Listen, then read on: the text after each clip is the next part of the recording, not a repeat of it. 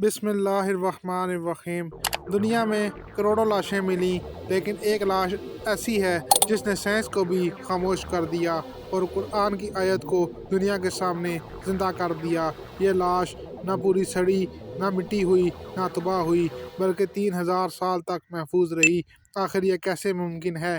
Science کہتی ہے انسانی جسم چند گھنٹوں میں گلنا شروع ہو جاتا ہے، لیکن قرآن کہتا ہے آج ہم تیرے جسم کو بچا لیں گے تاکہ تو آنے والوں کے لیے نشانی بن جائے۔ ایک ہی سوال پیدا ہوتا ہے، سائنس کہتی ہے لاش بچے گی نہیں، قرآن کہتا ہے لاش بچے گی، تو پھر کس کی بات سے سچ نکلی؟ پارٹ 1، سائنس لاشوں کے بارے میں کیا کہتی ہے۔ نمبر 1، سائنس کے مطابق انسانی جسم 24 گھنٹوں میں سڑنا شروع ہو جاتا ہے۔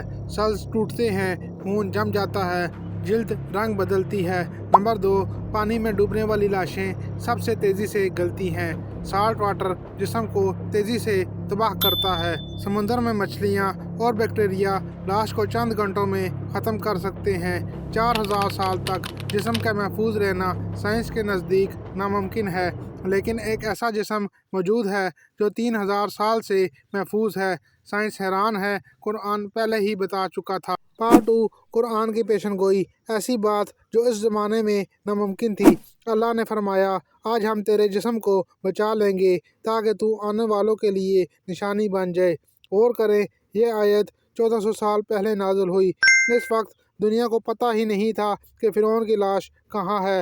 یہ بات مختلف تہذیبوں، بادشاہوں، مورخین، سائنسدانوں کسی کو معلوم نہیں تھی، اور قرآن اعلان کر رہا تھا تیرا جسم محفوظ رہے گا۔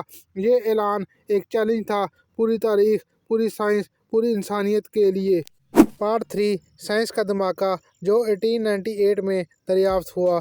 وادی ملوک 1898 موسم گرما میں آثار قدیمہ کی ٹیم کھدائی کر رہی تھی اور پھر ایک مکمل محفوظ لاش سامنے آ گئی۔ ماہرین حیران، یہ ممکن ہی نہیں۔ ڈی این اے ٹیسٹ کیا گیا، سی ٹی اسکین کیا گیا، مائکروسکوپک انالیسس کیا گیا، نتائج سامنے آئے، جسم میں سمندری نمک موجود تھا۔ اب بات کرتے ہیں اس سائنسدان کی جو قرآن کے سامنے جھک گیا۔ ڈاکٹر مورس بکائی، فرانس کے مشہور سرجن کو یہ لاش تحقیق کے لیے دی گئی۔ انہوں نے مہینوں تحقیق کی، نتائج حیران کن تھے۔ لاش میں کھارے پانی کے نشانات تھے، سکن بالکل محفوظ تھی، کھوپڑی میں وہ ڈیمیج جو شدید جھٹکے سے ہوتا ہے، جسم ان نیچرل طریقے سے محفوظ تھا۔ انہوں نے کہا یہ سائنس کے تمام قوانین کے خلاف ہے۔ پھر ان کے سامنے قرآن کی آیت رکھی گئی اور وہ شدید صدمے میں آ گئے۔ ان کا جملہ آج بھی تاریخ میں محفوظ ہے۔ یہ صحرا میں نازل ہونے والی کتاب اس راز کو کیسے جانتی تھی جو سائنس نے 3000 سال بعد دریافت کیا۔ تحقیق کے بعد انہوں نے اسلام قبول کر لیا۔ آج کی سائنس کیا کہتی ہے؟ کیرو میوزیم میں فرعون کی لاش موجود ہے۔ سائنس آج بھی تینوں باتوں کا جواب نہیں دے پاتی۔ پانی میں ڈوبنے کے بعد لاش کیسے نہیں سڑی؟ سمندر کا نمک جسم میں کیسے محفوظ رہا؟ ہزاروں سال بعد بھی سکن، ہڈیاں اور آرگنز بچے کیسے؟ لیکن قرآن نے جواب پہلے ہی بتا دیا تھا، ہم تیرے جسم کو بچا لیں گے۔ ایک اور دلچسپ بات شامل کرتے ہیں، لوگوں کا دعویٰ آسمان و زمین روئے۔